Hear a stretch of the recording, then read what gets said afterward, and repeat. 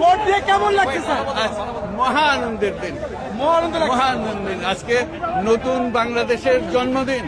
এটা ঈদের মতো মহা ঈদ, এটা মহা ঈদের মতো সুন্দর সুষ্ঠু হচ্ছে কিনা? খুবই সুন্দর, খুবই সুন্দর। এ পর্যন্ত fantastic. We have a big future coming up. We are just creating new Bangladesh, Bangladesh 2.0.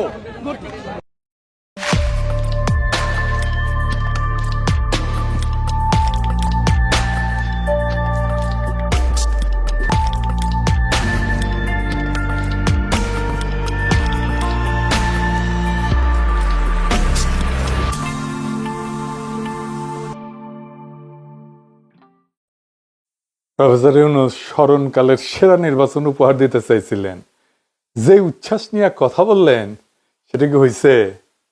হয় নাই। 60% মতো মানুষ ভোট দিতে গেছিল। বাংলাদেশে 2008 সালে সর্বোচ্চ সংখ্যক মানুষ ভোট দিতে গেছিল, প্রায় 86.3% মানুষ। 1991 সালের এরশাদের পতনের পর প্রথম নির্বাচনে ভোটারের উপস্থিতি ছিল প্রায় 55.4%। 96 সালে ভোটার উপস্থিতি 75.6%। 2001 সালে 74.9%। মানে প্রত্যেক টার্মে বেশি বেশি মানুষ ভোট কেন্দ্রে যাচ্ছিল। এবার কেন কম গেল?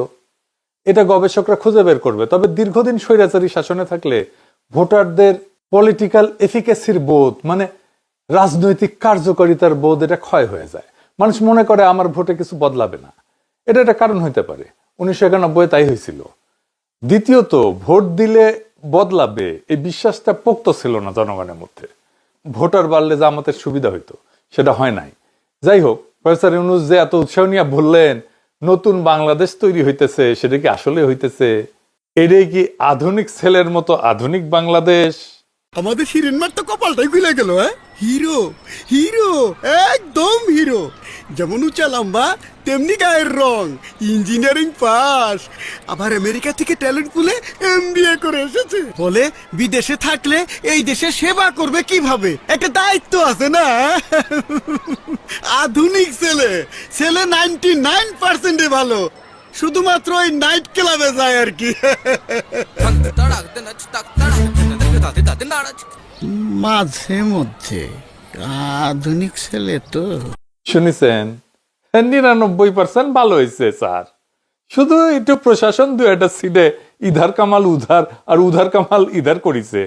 বই রেজাল্টের সিটে খালি কাটাছেড়া করিছে মাঝে মাঝে। এটা খারাপ ছাত্ররা এরকম করেই আর কি। ময়মনসিংহ 11 স্বতন্ত্র প্রার্থী কি বলতেছে যে এর চেয়ে খারাপ নির্বাচন নাকি হয় নাই, শুনেন। আমাদের উপর নির্বাচন করছে এটা আসলে একটা রোল মডেল। এরকমই নির্বাচন আওয়ামী লীগের আমলে হয় নাই। আওয়ামী লীগকে হার বেড়েছে। আজকে বাংলাদেশের যে কোনো সময় এর চেয়ে খারাপ নির্বাচন আমার মনে হয় আর হয়নি। সকালে 100 লাঠি নিয়ে আমার দৌড়েছে, ওরা আমার মারছে। আচ্ছা, এবার বিএনপির বিদ্রোহী প্রার্থী স্বতন্ত্র হইয়া নির্বাচন করছে বহিষ্কৃত বিএনপি থেকে। সে কি বলতেছে রুমিন ফারহানা, এটা শুনেন। আসল বিএনপি যথেষ্ট কারচুপির চেষ্টা করেছে। বিএনপির লোকাল লিডাররা মানুষকে ঘরে ঘরে গিয়ে ভয় দেখিয়েছে। বিএনপির লোকাল লিডাররা রাতে গিয়ে টাকা বিলি করেছে। বিএনপির লোকাল লিডাররা ভোট রিমোট সেন্টারগুলো, ধামাউড়া, ওরাইলের, ধামাউড়া, ধোবাজাইল, ওগুলোতে গিয়ে ভোট ছাপিয়েছে, রিড করেছে এবং তারা ফলাফল বিভিন্ন কেন্দ্রে আটকে রেখেছে। গতকালকে রাতে উচালিয়া পাড়ায় রাত 10:30 পর্যন্ত আমি কেন্দ্রের ভিতরে ঢুকে 5 বারের মতো ফল গণনা করতে বাধ্য করেছি এবং দেখা গেছে এতগুলো ভুয়া ভোট, ভুয়া ব্যালট পেপারে তারা খেজুর গাছ মার্কায় দিয়ে এসছে। এবং তখন আমাকে তারা মারতে গিয়েছিল বিএনপির লোকজন। সেনাবাহিনী গিয়ে পরিস্থিতি নিয়ন্ত্রণে আনে। প্রশাসন অসম্ভব রকম বায়াসড ছিল আমাদের প্রতি। পদে পদে তারা থামানোর চেষ্টা করেছে, হেনস্থা করার চেষ্টা করেছে। ইভেন প্রশাসন আগের দিন, ভোটের আগের দিন চেয়ারম্যানদের ডেকে নিয়ে গিয়ে বলেছে যে আপনারা তো আমাদের লোক, আপনারা বুঝে ভোট দিয়ে। সো এরকম দুষ্টামি প্রশাসন করেছে। এবং আমি বলবো যে এই যে পলিটিশিয়ানদের তাচ্ছিল্য করা, এটা হচ্ছে গত 15 বছরের সংস্কৃতি। কারণ প্রশাসনের উপর নির্ভর করে গত 15 বছর সরকার চলেছে। কোনো পলিটিশিয়ান নিজের জনপ্রিয়তায় জিতে আসতে পারে নাই। সো প্রশাসনের মজ্জায় ঢুকে গেছে যে দে আর অল ইন অল। শুনেছেন? এবার দেখেন এনসিপির আক্তার কি বলে। মানে আক্তারের ওইখানে এনসিপি নেতা কর্মীদের মাইরা শেষ করে দিচ্ছে, শোনেন। যা করছে তার দায়ভার তারেক রহমানকে নিতে হবে। আমার এখানে যে কয়েকজন মানুষের বাড়িঘর ভেঙে দেওয়া হয়েছে, যতগুলো স্বর্ণরঙ্কার টাকা পয়সা লুট করা হয়েছে, যতজন মানুষের মাথা ফাটানো হয়েছে, মোটরসাইকেল করে ভেঙে দেওয়া হয়েছে, হারা গেছে আমার পার্টি অফিসটা তারা ভেঙে দিয়েছে। এটাই হচ্ছে বিএনপির, তারা ক্ষমতায় পাওয়ার মানে মাত্রই, মানে এখনো পর্যন্ত তারা শপথ নেয় নেই, শপথ নেওয়ার আগেই তারা এইসব শুরু করে দিয়েছে। আদতে তো 5 আগস্টের পরে থেকেই তারা নিজেরাই নিজদের 250-এর উপরে লোককে তারা নিজেরাই খুন করেছে। অন্য দলের লোককে খুন করতে তাদের ভাববে না। যে কোনো সময় তারা আমার আসনের মানুষকে মেরে ফেলতে পারে, যে কোনো সময় তারা আমাকে মেরে ফেলতে পারে। এই ধরনের পরিস্থিতি তারা তৈরি করে রেখেছে। আমি ভয় পাই না, জানের মায়া আমি করি না। শুনেছেন, নেতা কর্মীদের পেটানো হইতেছে, বাড়িঘর ভেঙে দেওয়া হইতেছে, লুটপাট করা হইতেছে। এই হইতেছে বিএনপির বিজয় উদযাপন। তারেক রহমানের চাকর বাকরেরা এখন জুলুমের লাইসেন্স পেয়ে গেছে। মারহাবা, এই আপনার নতুন বাংলাদেশ স্যার। হ্যাঁ, এই নতুন বাংলাদেশ আপনি উপহার দিয়ে যাইতেছেন। যাই হোক, এইবার আমরা এই ইলেকশন নিয়ে কিছু ইন্টারেস্টিং তথ্য দেখব। সারাদিন অনেক অ্যানালাইসিস করেছি, বোরিং অ্যানালাইসিস, কিন্তু যা পাইছি খুবই মচৎকার, আপনাদের মজা লাগবে। আপনারা নিজেই প্রশ্ন করবেন, জামাত এনসিপি আসলে হারছে না জিতছে, না আসলেই বিএনপির। আসেন সে আলাপটা করি। জামাত সবচেয়ে বেশি কত পার্সেন্ট ভোট পাইছিল জানেন? 12%, তাও বিএনপির সাথে জোট কইরা। এবার কত পাইছে জানেন? মানে সব আসন মিলা, জামাত এবং এনসিপি মিলা 35%। 1991 খালেদা জিয়া 31% ভোট পেয়ে সরকার গঠন করেছিল। 96 সালে হাসিনা 37% ভোট পেয়ে সরকার গঠন করেছিল। আর 2001 সালে বিএনপি 40% ভোট পেয়ে সরকার গঠন করেছিল। 35% ভোট কি কম? তাইলে কি পরিমাণে ভোট পাইছে জামাত এনসিপি চিন্তা করছেন? এই পরিমাণ মানে 35% ভোট মানে বিশাল ভোট। একটা দেশের 35% লোক যেই দলকে বা জোটকে ভোট দেয়, তারা সরকার গঠনের উপযুক্ত দল। তারা 35% ভোট নিয়ে সরকারে যাবে, এটা আমাদের অনুমান ছিল না। আমার ব্যক্তিগত ধারণা ছিল 40%-এ যাবে, মানে বিএনপি থেকে 5% এদিকে চলে আসবে। তাহলে এটা উজ্জ্বল সম্ভাবনা ছিল, অবশ্যই সরকারে আমরাই যাইতাম। সেটা হয় নাই। কেন হয় নাই তার পুরোপুরি ব্যাখ্যা করতে টাইম লাগবে। আজকে কিছু ব্যাখ্যা পাইবেন। অনেকে কইতেছে জামাত এনসিপি ধরাশায়ী হয়েছে। কেমনে?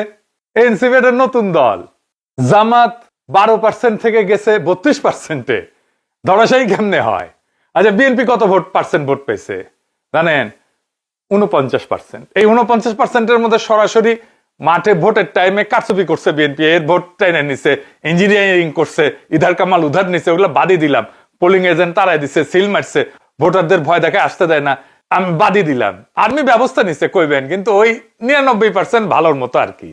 এটা সে আরেকবার দেখান, ওই 99% ভালো আধুনিক ছেলে আর কি, দেখান। আমাদের হিরেনমার তো কপালটাই খুলে গেল। হিরো, হিরো, একদম হিরো।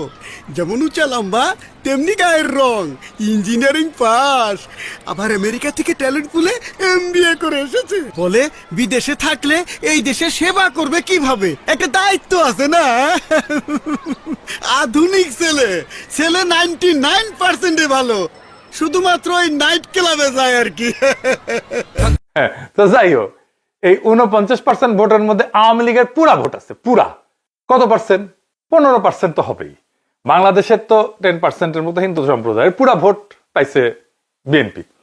আর 5% মুসলমান আওয়ামী লীগের ভোট। এটা মিনিমাম এস্টিমেট, মিনিমাম এতটুকু মিনিমাম পাইছে। তাহলে বিএনপির নিজের ভোট কত দাঁড়ায়?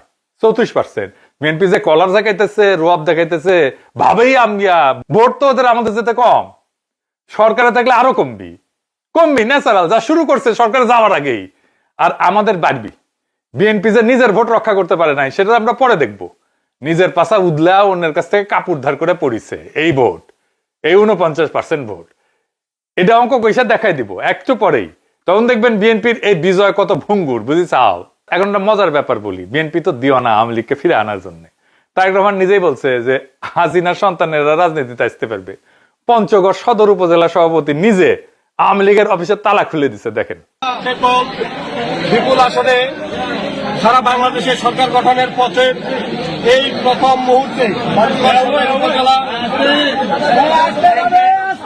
সভাপতি, চাকলাট ইউনিয়নের সাবেক চেয়ারম্যান জননেতা জনাব আবু দাউদ প্রধান, তিনি প্রথমেই যে কাজটি করেছেন বাংলাদেশ আওয়ামী লীগের প্রতি তথা আওয়ামী লীগের তৃণমূল পর্যায়ের নেতা কর্মীদের প্রাণের যে সংগঠন আমাদের চাকলাট ইউনিয়ন আওয়ামী লীগকে তিনি আজকে তালামুক্ত অবমুক্ত করেছেন সেই দেখেছেন, ওইটা তো বিএনপি খুলে দিছে, তারপর সারা দেশে বাম্বু খাওয়ার পর কয় যে এটা না না এটা গুদাম গুদাম। একটা গোডাউনের চাবি তার কাছে তালা লাগাই দিয়ে চাবিটা সে রাখছে। বোরিং সমিতির সভাপতি, বর্তমান যে নির্বাচিত সভাপতি, সে আমাকে বলছে ভাই আমার চাবিটা সে আজকে নিয়ে গেছে, চাবিটা আমাকে দিচ্ছে না। পরে আমি তাকে বললাম যে পরিবেশ খারাপ করিও না, আজকে সবে মাত্র একটা নির্বাচন হয়ে গেল, পরিবেশ তোমার জ্ঞান করো না, চাবিটা তুমি তাকে দিয়ে দাও। তারপর সে ওই ছেলে, আমাদের ছেলেটা চাবিটা তাকে দিয়ে দেয়, দেওয়ার পর সে তালাটা তুলে তাদের মতো করে তার দখলে নেয়। এখন এইটাকেই, এই ঘটনাকে কেন্দ্র করে এটাকে ভাইরাল করছে। আমি পার্টি অফিস খুলেছি, এখানে কোনো পার্টি অফিস নামমাত্র নাই, কোনো সাইনবোর্ড নাই, ওই ঘরের মধ্যে কোনো চেয়ার টেবিল বসার আসবাবপত্র নেই, এবং এটা যে পার্টি অফিস এর কোনো সিমটমও নেই। ওটা বাম্বুর গুদাম। আর আমলিগকে যা কইছে তোরা নিজেরা খুল, নিজেরা খুল, নিজেরা খুল, খুলিছে, খুল নাই, নিজেরাই খুলিছে। দেখেন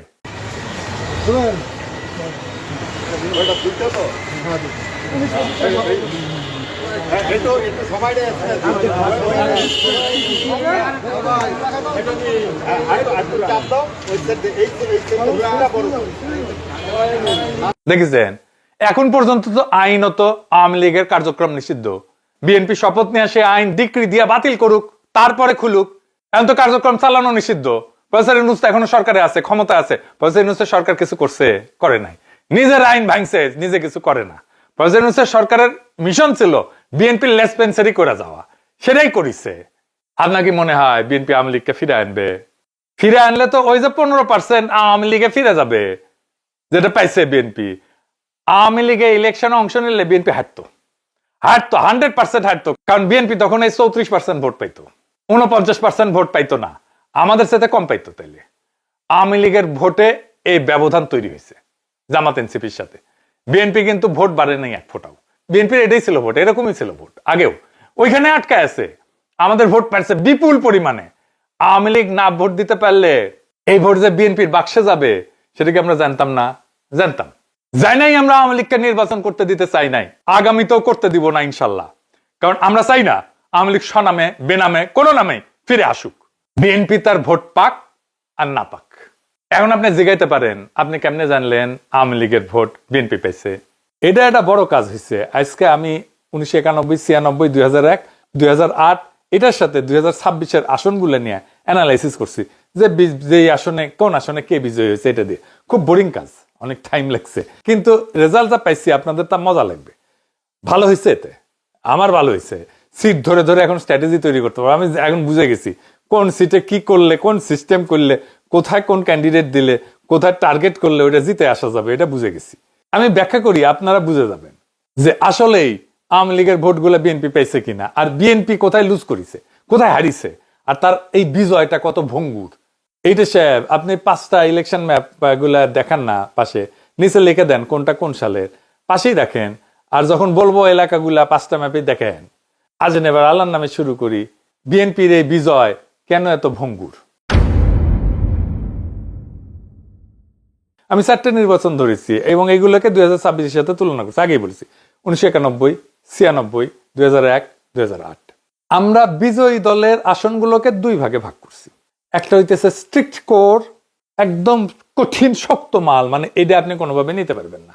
মানে 4টে নির্বাচনের মধ্যে কমপক্ষে 3 বার জয়ী হয়েছে এখানে। আর সফট কোর, এই 4টে নির্বাচনের মধ্যে কমপক্ষে 2 বার জয়ী হয়েছে।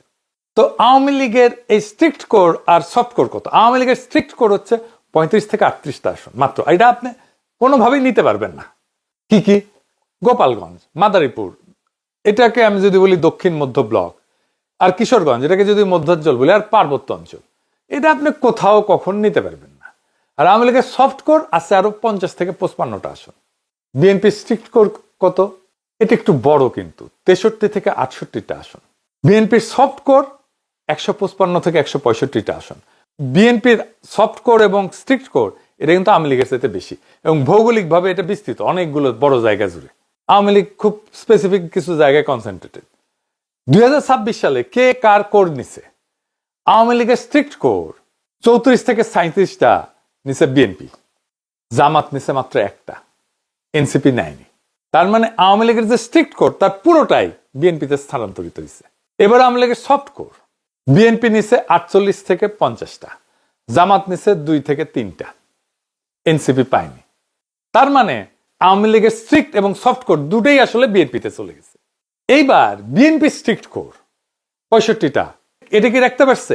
বিএনপি এটার মধ্যে 55 থেকে 58টা রাখছে, জামাত এর মধ্যে 6 থেকে 7টা নিয়ে ফেলছে, মূলত ঢাকা শহরে। মানে জামাত বিএনপি স্ট্রিক্ট কোর নিয়ে ফেলছে, এনসিপি নিছে 2 থেকে 3টা।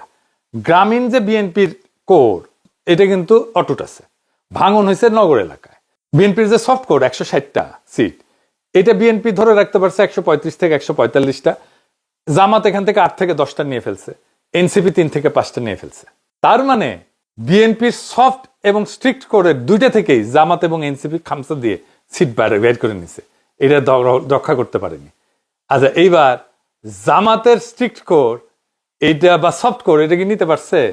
না, ইনট্যাক্ট, একটাও নিতে পারেনি বিএনপি, একটাও না। বিএনপি স্বতন্ত্র যেই বলেন, এটা একটা পুরা সলিড। তার মানে আওয়ামী লীগ যদি আসে তাহলে বিএনপির 15% ভোট নাই হয়ে যাবে, বিএনপির ভোট এসে দাঁড়াবে 39%, জামাতের ভোট কমবে না, এটা ইনট্যাক্ট থাকবে। আর বিএনপির যে কোরের মধ্যে ঢুকে গেছে জামাত, ওইখান থেকে বাড়বে আরো, বিএনপির দুর্গে আঘাত করে ফেলছে এই নির্বাচনের মধ্যে দিয়ে জামাত, কেউ লক্ষ্য করেনি। এবার বুঝেছেন তো, বিএনপি নিজের ভোট ব্যাংক নিজে রাখতে পারে নাই, আওয়ামী লীগের ভোট ব্যাংক নিছে, নিজের ভোট ব্যাংক রাখতে পারে নাই, এটা বিএনপির সবচেয়ে বড় লস। এইগুলা ছাড়াও আরো আছে, মানে যে সমস্ত আসনগুলোতে 2 নাম্বার হয়েছে জামাত, এখানে একটা খুব ইন্টারেস্টিং ফাইন্ডিং আছে। ওই আসনগুলোর আমি অ্যানালাইসিস এখনো পুরোপুরি করি নাই, যে এখানে জামাত এনসিপি 2 নাম্বার হয়েছে। একটা খুব স্ট্রাইকিং রেজাল্ট দেখায় আপনাদেরকে। হ্যাঁ, বিক্রমপুরের মুন্সিগঞ্জ 1 আসন, যেটা শ্রীনগর লৌহজগ, এইটা বি চৌধুরী স্যারের আসন ছিল।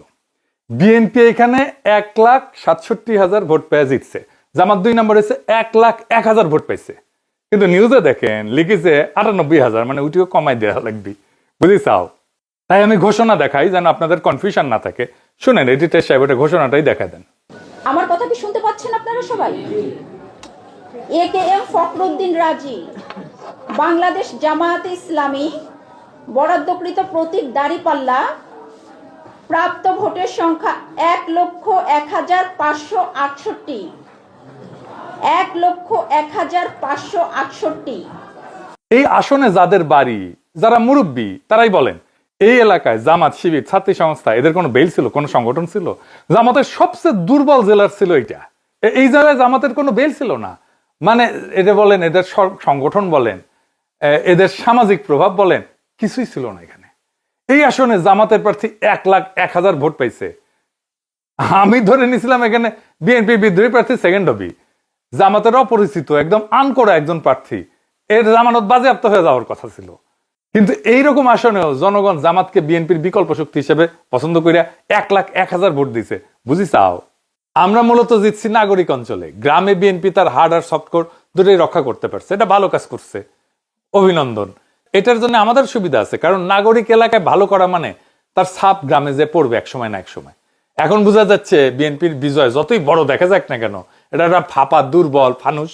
আমাদের এখন রাইট স্ট্র্যাটেজি নিয়ে আগামী নির্বাচনে প্রস্তুতি নিতে হবে। আজ বিএনপি আসন জিতছে, কিন্তু আমরা ডিরেকশন দিচ্ছি, ডিরেকশন।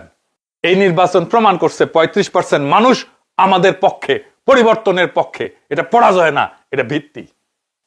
এই ভিত্তি আমরা তৈরি করে ফেলছি।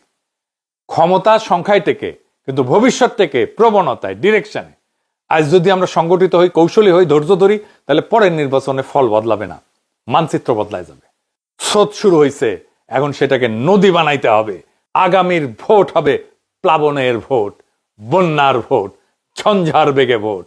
এই প্রত্যাশায় আমাদের আগামী 5 বছর কাজ করে যেতে হবে, যেন আগামী 5 বছর পরে আমরা একটা ভূমিধ্বস বিজয় আনতে পারি।